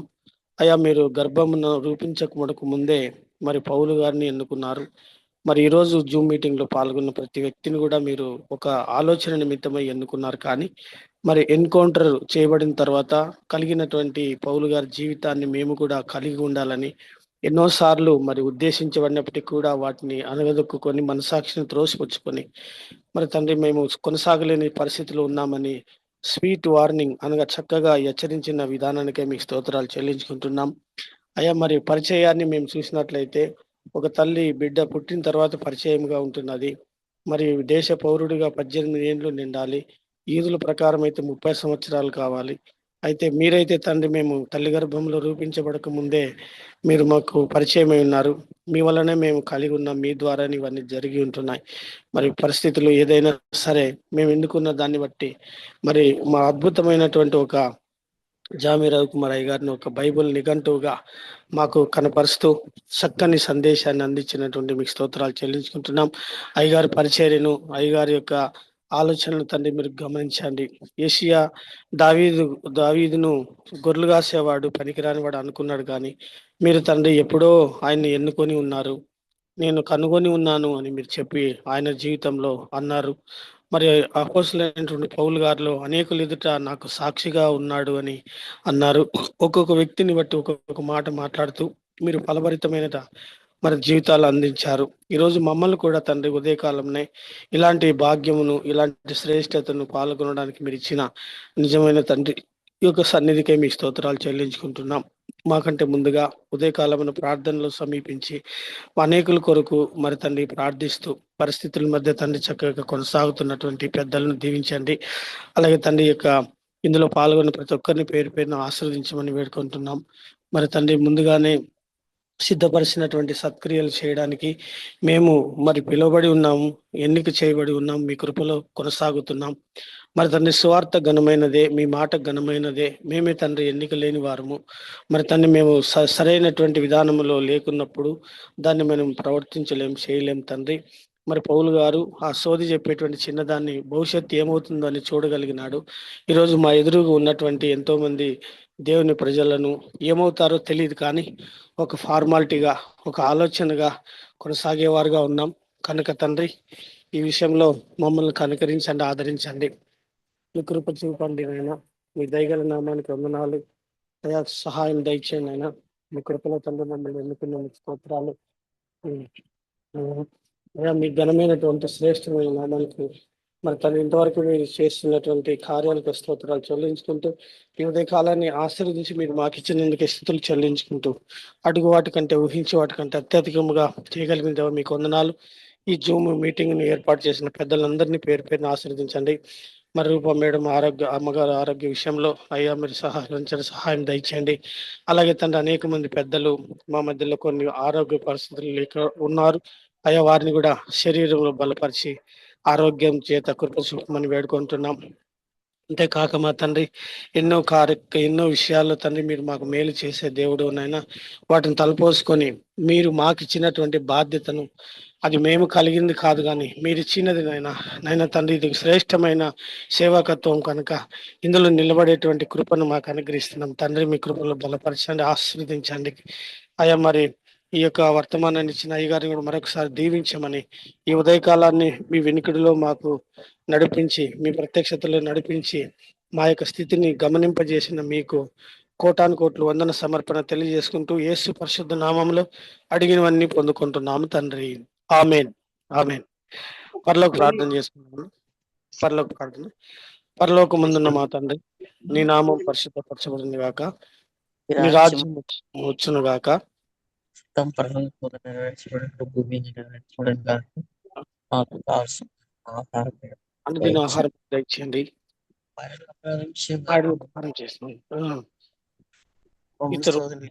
క్షమము శోధనలను కీడులను తప్పించండి.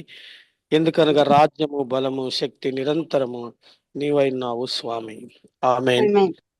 అంత్య ఆశీర్వాదం తీసుకున్నామండి. మన తండ్రి అయిన దేవుని యేసుక్రీస్తు కృప, పరిశుద్ధాత్మక అన్యోన్య సహవాసం చేరగా వచ్చిన మనందరి మీదను, మరి అలాగే ప్రొసైడింగ్ చేస్తున్నటువంటి ప్రియ అమ్మగారులు, సహోదరి గారుల మీద తండ్రి, అలాగే తండ్రి వాక్య ఉపదేశాన్ని అందించిన ఈ గారు తోడుగా ఉండి మీ కృపాక్షేమాలు మనం వెనుంచి ఈ రోజంతట్లో కూడా మీ యొక్క స్థితిని మేము కలిగి ప్రత్యక్షతలు నడవడానికి కృప చూపును గాక. ఆమేన్, ఆమేన్, ఆమేన్. గారు ముగింపు ప్రార్థన మరియు ఆశీర్వదించిన పాస్టర్ విజయ్ కుమార్ గారికి, అలాగే వాక్య పరిచర్య చేసిన వర్తమానకులు రెవరెండ్ జామి రవికుమార్ అయ్య గారికి, మరియు కూడి వచ్చిన దేవుని బిడ్డలందరికీ కూడా విపిఎఫ్ ఫ్యామిలీ తరపున కృతజ్ఞతలండి. మరి ఆసక్తి కలిగిన వారు ఇవాళ ఈవినింగ్ 8:30కి జరగబోయే ఆన్లైన్ బైబిల్ క్లాసులో చేరవలసిందిగా మనవి చేస్తున్నానండి. Praise the Lord to all. ప్రభు చిత్తం అయితే రేపటి దినాన్ని తిరిగి కలుసుకుందాం. అంతవరకు సెలవు తీసుకుందాం. Praise the Lord to all. Sister praise Lord అండి. ప్రైజ్ లార్డ్ మా. బాలస్వామి గారు లేరండి. అంటే నిన్న నా ఫోన్లో ఆయన వేరే దేనికి అటెండ్ అయినప్పుడు నా పేరు మార్చుకున్నట్టున్నారు. ఓకే ఓకే అమ్మా, నేను అటెండ్ అయినా, అయితే ఆయన ఇంట్లో లేరు. పర్వాలేదులేమ్మా, పర్వాలేదు. అంటే ఈ పేరు సునీల్ పేరు మీద ఉండేటప్పటికి నేను అయ్యగారు అనుకోలేదు. ఓకే అమ్మా, థ్యాంక్ యూ.